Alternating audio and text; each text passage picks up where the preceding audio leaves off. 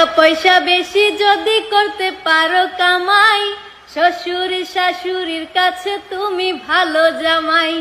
টাকা পয়সা কামাই করে শুধু দিয়ে যায়, শালা শালের কাছে তুমি ভালো দুলাবাই।